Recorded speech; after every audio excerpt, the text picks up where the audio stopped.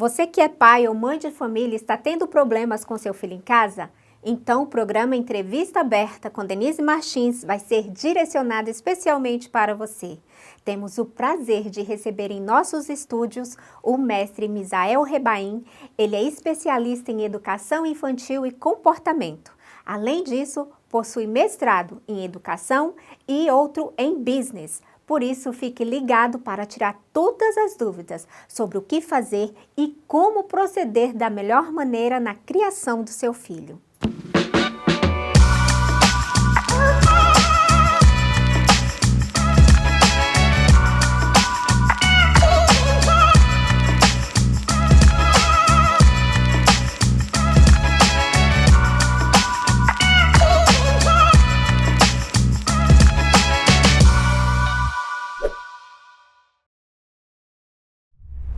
Boa noite, começa mais um programa Entrevista Aberta, o seu programa de todas as quartas-feiras, 8 horas da noite, com temas muito importantes para toda a nossa comunidade brasileira e também para os nossos amigos que estão no Brasil nos assistindo, aqueles que um dia querem vir morar aqui ou apenas passear. Fique de olho aqui no Entrevista Aberta com informações precisas e importantes para você e toda a sua família. E hoje nós vamos falar com o Misael Rebaim, que vamos falar sobre a regulamentação de menores, que é um assunto que importa toda a nossa comunidade. Boa noite, Misael. Boa noite, Denise. Boa noite a todos. Bom, cada país tem a sua regulamentação de menores, né? No Brasil, nós temos lá o Estatuto da Criança e do Adolescente, né? Sim. Aqui nos Estados Unidos, a gente tem aí um departamento que acolhe a criança, que tem toda uma legislação contra a violência contra essa criança, não só a violência, mas também cuidados básicos, né? E é algo muito rígido. Eu estou vendo que muitas famílias chegam tendo que trabalhar, tendo que deixar seus filhos muitas vezes desprotegidos em casa sozinhos. Então, eu acho que é muito importante a gente ter esse bate-papo, falar um pouco sobre isso para proteger não só essas crianças, mas também até a própria família que acha que pode estar fazendo ali, não deixando ali a criança sozinha, por exemplo, e tem uma grande responsabilidade sobre isso, correto? Sim. Quando a gente deixa uma criança sozinha em casa, de 0 a praticamente 12 anos, você pode ter algum problema.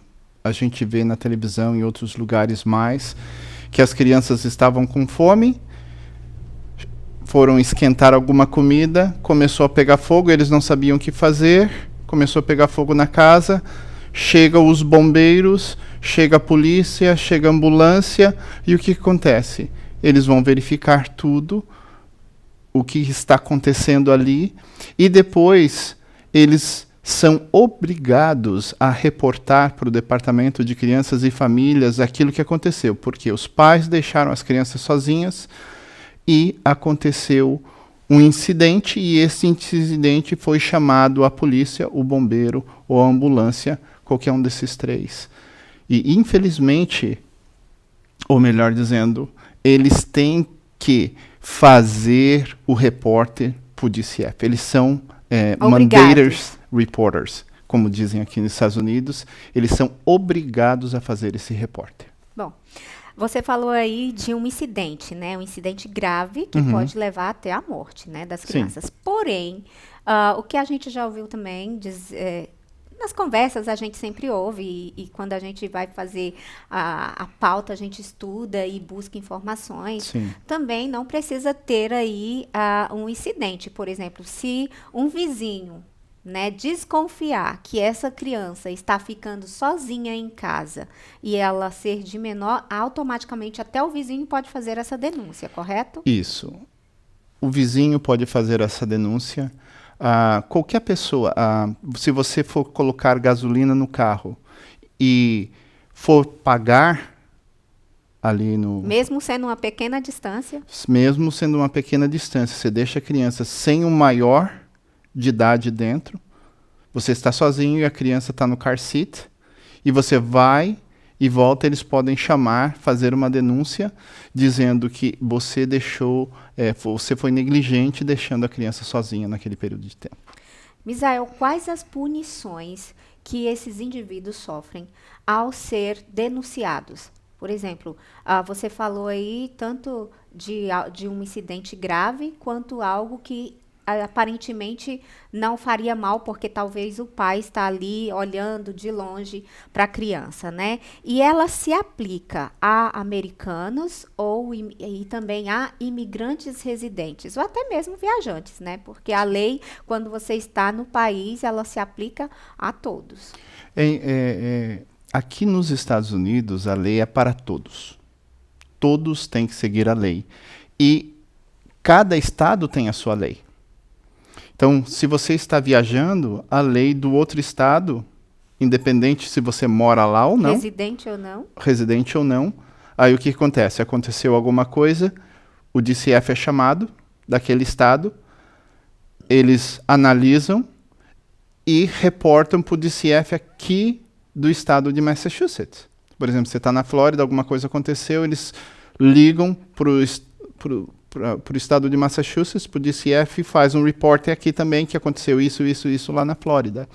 E a questão é... interligam as informações. Eles interligam as informações, vai um investigador do DCF na casa da pessoa perguntar o que aconteceu, isso, tem uma entrevista com o pai, uma entrevista com a mãe sozinha, e uma entrevista com a criança ou com as crianças sozinhas. E elas vão declarar e falar aquilo que elas entenderam da situação. Uma das coisas que acontece também é, a partir da primeira vez que você foi denunciado, certo?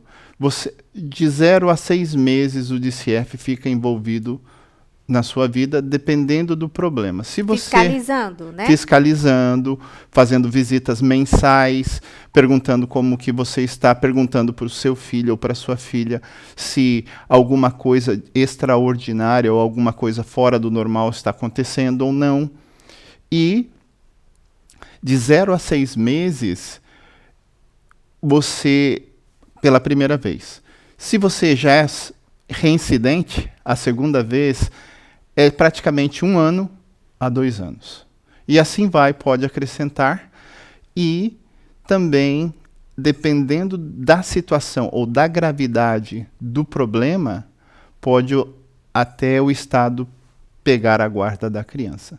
Geralmente, quando isso acontece, as pessoas, o DCF veio na minha casa e tirou minha criança. Mas a gente não sabe realmente o que acontece. Porque a gente pega a história sempre pela metade. Por exemplo, estava trabalhando com uma pessoa, ela falou, poxa, o DCF foi muito injusto, porque ele veio aqui, eu estava comendo um chocolate, eu engasguei e eu sufoquei, a minha criança chamou a ambulância, eles vieram aqui, chamaram o DCF e tiraram a criança de mim. Mas quando o investigador foi lá e foram feitas todas as coisas, descobriu que ela tomou praticamente uma garrafa de uísque antes. Então ela estava embriagada, cuidando da criança, da filha, e foi comer um pedaço de chocolate, deitou no sofá, engasgou e começou a tossir e outras coisas mais, e começou a passar mal com aquilo lá entalado na garganta, e a filha chamou o quê? 911. Que é o código para a gente chamar a polícia ou a ambulância. Foram na casa dela e descobriram que realmente o problema não era que ela se engasgou com um pedaço de chocolate. Sim, ela se engasgou, mas houve uma negligência dela de estar embriagada cuidando da criança. Foi feita uma investigação e levantou todo esse histórico para chegar nessa punição, né? Sim. Bom, aqui... é o famoso país que não pode educar as crianças, né? Que não pode. Uhum.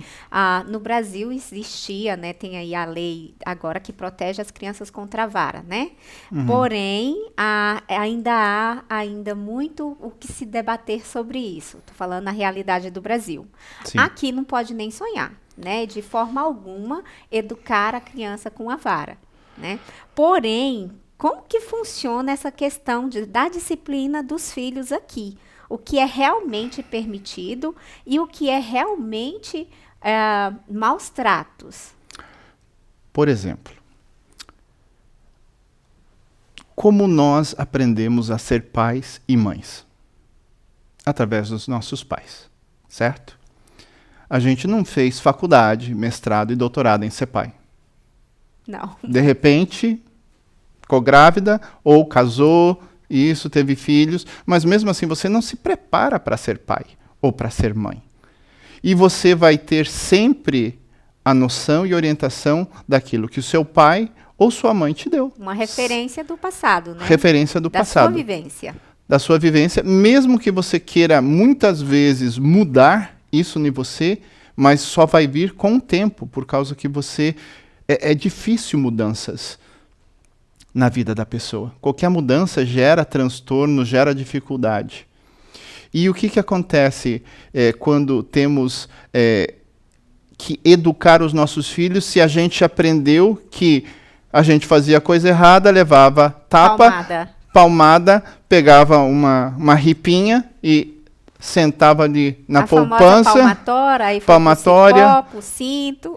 E outras coisas mais. Na minha época, eu lembro da minha avó me falando da varinha de marmelo, porque ela envergava, mas não quebrava. Jesus. Então, era assim. Então, a referência que muitas vezes nós temos são essas. E agora vem o governo falando, ó, a referência que você tinha era ruim. Tá errado. Tá errado.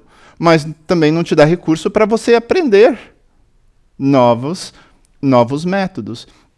Existem alguns métodos, por exemplo, aqui na lei de Massachusetts, você pode usar a mão, mas esses 4 dedos, e fazer assim. Certo? Você não pode deixar marca. Tá? Se você usa cinto, chinelo, alguma coisa fora, algum acessório, você pode correr problemas, você pode deixar marca e você pode ser denunciado.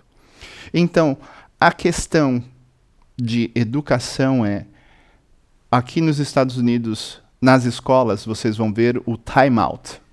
O que é time out? É um tempo para você pensar e refletir naquilo que você fez. Você fala para o seu filho, você está fazendo isso, mamãe não, ou papai não quer que você faça isso, time out. Você vai ficar de time out. Ele tem 2 aninhos de idade, é 2 minutos.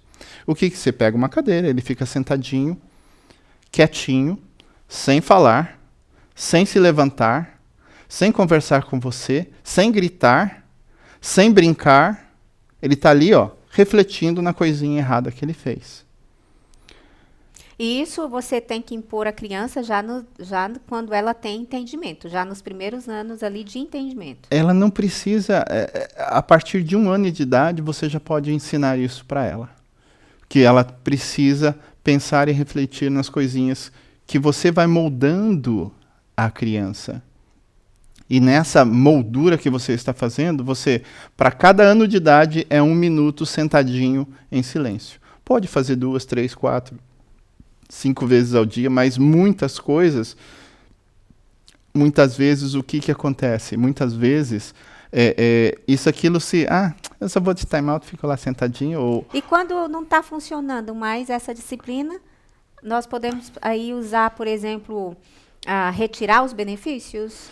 Também é uma das coisas, mas isso depende da idade da criança. Então a criança não quer timeout, mas você pode colocar o celular de timeout, você pode colocar o iPad de timeout e você pode colocar a televisão de timeout.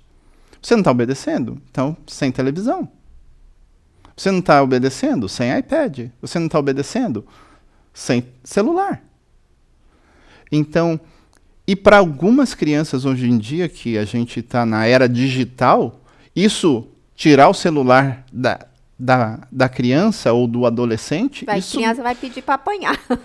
Isso dói mais do que se ela tivesse recebido uma palmada ou tivesse batido. Mas o problema de você bater na criança, analisando um pouco, é aquele momento que você falou uma vez, 2 vezes, 3 vezes, 4 vezes, 10 vezes, a criança não te obedeceu, certo? Aí você vai lá, num âmbito de raiva, você pega lá e disciplina o seu filho fisicamente. Mas depois vai vir o remorso daquilo que você fez, certo? Vindo o remorso, você fica já mais maleável, porque você fez num âmbito de fúria disso, e você aí já, como a gente pode dizer, você fica mais maleável, você deixa ele fazer mais coisas. Então, quando você disciplinar o seu filho, você tem que estar com a mente fria e falar com ele, olha, você fez isso, isso, isso. A sua consequência é essa. Você vai ficar um dia sem seu celular e pronto. Ok?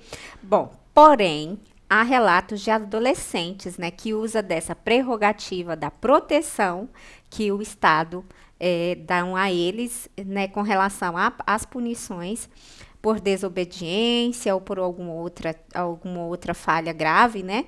E alguns acabam chamando a polícia, né? Ah, eu vou chamar a polícia e vou te denunciar porque você está me maltratando. Quando chama os órgãos competentes ali da regulamentação de menores, eles começam a investigar e ver que aquela criança não tem razão, muitas vezes, correto? O que a gente precisa entender é que existe um processo. A criança, na escola, ela chegou para a professora e falou, meu pai está sendo abusivo comigo. O que ele está fazendo? A primeira coisa que eles vão perguntar é isso. Então, se eles vão reportar para o DCF ou não, aí depende das respostas da criança. Então, muitas vezes os pais, eles vão me reportar para o DCF, eu não posso dar consequência, não posso colocar limites para o meu filho. Você deve colocar limites para o seu filho. Porque se você não ensinar, o mundo vai ensinar. E o mundo não tem o amor, o carinho que você vai dar para o seu filho. Essa que é a diferença. Então, primeiro, há uma denúncia, que se chama 51A, 51A, porque é o código da lei. E tem uma resposta para isso, que é a investigação, o 51B. Que essa investigação vai ser feita e eles vão analisar tudo. Eles vão ouvir o pai, vão ouvir a mãe e vão ouvir os filhos. E se o filho está fazendo alegações falsas... Ele também pode sofrer punições? Na verdade, ele não sofre punições, mas o que acontece com aquela... Tem uma historinha que a gente falava sempre no DCF, que era a criança que chama é o lobo. Não sei se você já ouviu essa história. Não. É aquela criança que tinha os pais que cuidavam dela e ela ficava brincando, é o lobo, é o lobo, é o lobo. Aí os pais corriam, iam lá, olhavam, não era nada. É o lobo. Corriam e olhavam, não era nada. Depois de algum tempo, alguns meses... É o lobo, mas era o lobo realmente. Ele deixou de verificar. Aí os pais deixaram de verificar. Acontece a mesma coisa com o departamento. Não que o departamento não vai verificar alegações. Eles vão verificar todas as alegações. Mas se for uma alegação falsa, o investigador, olha, você não deve fazer isso. Isso é sério. Você pode estar colocando seus pais em problemas, ou você mesmo, dependendo do que você fazer, você se meter em problema. Então, não faça mais isso. A gente é categórico e fala para a criança quando as alegações são falsas. Com quantos anos o jovem é considerado maior de idade aqui nos Estados Unidos? Geralmente, a criança é considerada maior a partir dos 18 anos de idade. A partir dos 18 anos você não tem mais problema com o Departamento de Crianças e Família. Só que muitas vezes os adolescentes ou os jovens acham, fiz 18, posso fazer tudo que eu quero. Não.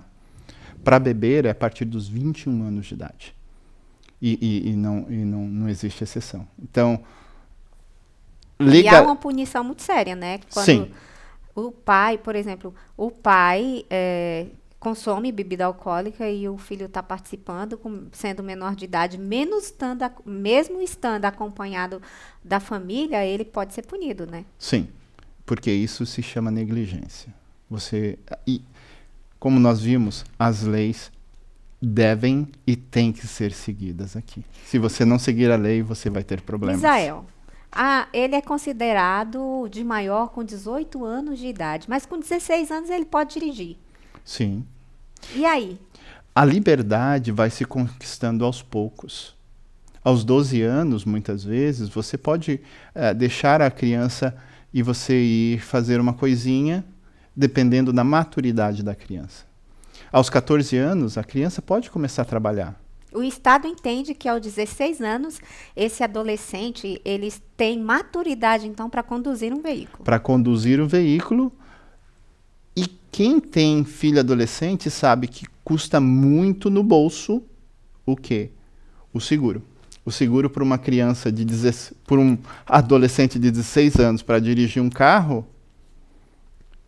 dobra o valor. Por exemplo, se você tem um carro custa $1.200, vai custar $2.500 a $3.000, porque você está compartilhando anual para você compartilhar com aquele adolescente. Às vezes a gente acha contraditório, tipo, ele tem consciência de maioridade aos 18 anos, mas aos 16 anos ele pode dirigir, e beber aos 21. Então, assim... Muitas vezes parece ser contraditório. Muitas vezes parece que sim, mas a liberdade se consegue aos poucos. Não é de uma vez só. Então, você mostrou que você tem responsabilidade para dirigir, beleza. Você mostrou que tem responsabilidade para fazer isso, bom. Então, vamos colocar mais responsabilidade para você. E vai conseguindo com o tempo. Qual é a idade desse adolescente permitido para o trabalho? Porque, 16 anos ele pode dirigir. É uma grande responsabilidade, porque não é só a sua vida que você está ali, né, conduzir um carro, mas também a vida de outras pessoas. Aos 18 anos ele vai ter aí liberdade para dizer, eu sou responsável por mim mesmo. Mas aos 21 só ele pode beber e trabalhar, porque a cada dia mais, principalmente aqui nos Estados Unidos, crianças estão iniciando o trabalho mais cedo. Né? Inclusive, tem até uma regulamentação séria correndo nos órgãos de governo sobre isso, para proteger essa criança. Como que está essa realidade hoje? A partir dos 14 anos, a criança pode trabalhar. Tá bom?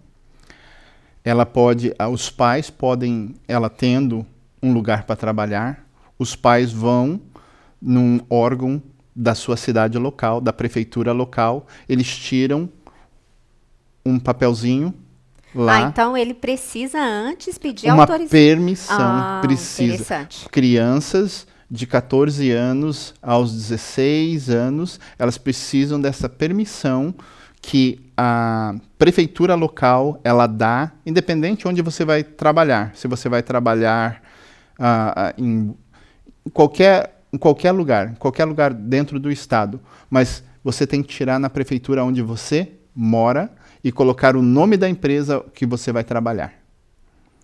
Aí esse papel é feito, é impresso, eles têm no computador e você leva para sua empresa e você pode ser contratado. Ou seja, a criança ela não deixa de ir à aula, ela é obrigada aqui a frequentar a aula até quantos anos? O pai é responsável de levar essa criança na escola, da educação dessa criança até quantos anos? Até os 18 anos de idade. Até os 18. A responsabilidade dos pais é até os 18 anos de idade. Digamos que a criança com 16 anos, que já tem o poder de dirigir, né, não quer ir para a escola. Ela já vai estar achando que ela é independente. Sim. O pai vai ser responsabilizado? Vai. Mas o que o pai pode fazer? O pai, ele vendo que o filho faltou muita aula, o que ele faz? Ele vai na corte e coloca... antigamente era um nome diferente, mas ele coloca uma medida protetiva, certo? Para que ele possa ir à escola. E eles vão analisar isso. Ele vai na frente do juiz todo o mês, o juiz sabe quantas aulas você tem, quantas aulas você faltou, por que você faltou, como você faltou, e isso, dependendo do que acontecer, o DCF também é chamado e é envolvido na situação. Então, o pai é responsabilizado, mas o pai pede ajuda do Estado e o Estado ajuda. Vai ser monitorado. Até para proteção da própria família, né? É uma proteção do 16 pai, anos. da mãe, e 16 anos não quer obedecer, então ó, é assim que funciona. Você está vivendo debaixo do meu teto, você tem que obedecer. Se você não obedecer, essas são as consequências. Eu vou ter que ir na corte e eles colocam um oficial de provação, que eles chamam, né? Um probation officer, para cuidar daquela criança durante esse período de tempo que ela não está indo para a escola. E se ela volta a ir para a escola e continua normal, tudo bem, isso se dissipa em 6 meses. Mas se não, ocorre até os 18 anos e se o juiz encrencar com o adolescente, ele pode estender até depois dos 18 anos, para ele continuar indo na corte, para ele continuar a estudar e terminar o 2º grau. Digamos que esse adolescente ele cumpre a ida à escola, mas na escola, por exemplo, ele não faz tarefa, ele continua então tendo essas, digamos, punições da corte, né? Sim. Porque o Punições fato da dele corte. ir não só se resolve, ele também tem que ter um bom comportamento, ele é analisado pelas notas, correto? Pelas notas, pelas faltas, se ele falta, se ele não falta, se ele participa, se ele não participa, e eles vão dar umas consequências de acordo com a resposta dele. Eles vão deixar mais tranquilo ele, ou eles vão apertar um pouquinho mais, dependendo da resposta do adolescente. Me veio agora um pensamento, por exemplo, as mães que, né, a gente vê que tem muitas mães solos, né, muitas mães aí que estão criando os filhos sozinhas. É verídico que o governo americano, quando a mãe engravida, principalmente de baixa renda, elas têm o direito de receber ajuda do governo para começar aí na manutenção dessa criança? Eles, dependendo, principalmente, quanto que se ganha, certo? Dependendo quanto que ganha, você pode receber uma ajuda. A ajuda se chama Food Stamps, é um auxílio que você pode comprar certos tipos de alimento para se alimentar, se chama WIC também, que você pode pegar leite, você pode isso, por causa que você tem que se manter. E eles também, o pré-natal, né, aqueles comprimidos de pré-natal que a mulher toma, eles dão tudo isso. E também você consegue o seguro médico, né, o Mass Health, aqui em Massachusetts, e em outro estado são outros nomes, mas aqui eles colocam você para ver o médico, porque eles têm interesse na criança, para a criança nasça saudável e bem. Perfeito. Bom, vamos lá para as nossas considerações finais, né? O que você recomenda para a nossa comunidade brasileira, né? E também para até as pessoas que nos assistem no Brasil, Misael, que têm interesse de vir se residir aqui, porque tem que se preparar, né? Porque o que a gente mais encontra são crianças que, o pai tem que trabalhar, a mãe tem que trabalhar, vou deixar trancar ali, vou deixar meu filho, e desconhecem essa lei, né? Desconhecem aí a lei do menor, as leis do estado residente, né? Sim. O que você aí, para a gente finalizar, nos deixa aí como conhecer essa lei, aonde pesquisar e como proceder? Quando você pesquisa, vai no computador e pesquisa, você pode ver várias coisas sobre as leis de cada estado, como é que funciona e quais são os direitos E os deveres. Os deveres. Sempre, né? Sempre assim. Então, você, quanto mais amizade você tem com seu filho, quanto mais carinho você dá, quanto mais amor que você dá, quanto mais você tenta ajudar o seu filho, mais você participa da vida dele, mais atividades você coloca a ele, mais atividades que eles possam fazer durante o dia. Por que muitos pais, os filhos não dão problemas na escola, mas têm problema em casa? Porque na escola tem estrutura. E a estrutura, ó, você chega esse horário, você faz isso, esse é o horário de comer, esse é o horário, esse é o horário. Tudo tem horário para tudo. E se você coloca isso também em casa, ó, você de manhã acorda, arruma a sua cama, você faz isso, você faz aquilo, você vai para a escola, depois que você chega para a escola, sua responsabilidade é isso. Quando eu chegar em casa, aí é isso. Ou você pega o filho no babysitter. Geralmente os pais estão cansados. Eu quero dormir, eu quero isso, eu quero aquilo, quer descansar. Mas leva ele para uma natação, leva ele para uma escolinha de futebol, leva para ele ter alguma atividade esportiva. Eles precisam disso, independente se está no frio ou se está no calor. Isso é muito importante para o desenvolvimento físico, mental e espiritual de qualquer criança, de qualquer adolescente. Muito bom mesmo. Nós falamos com o Misael Reiban sobre a regulamentação de menores aqui nos Estados Unidos. Obrigado, Misael, aí, pela sua participação, porque é muito importante para a nossa comunidade, para as pessoas que estão se preparando para vir morar nos Estados Unidos, né, ter conhecimento realmente das leis com relação aos menores, porque também se proteger, né, porque tem criança, adolescente que fala assim, você não pode falar alto comigo, você não pode falar assim comigo, eu vou ligar para o departamento de proteção, aí você vai ser punido. E realmente a gente acabou de aprender que não é assim.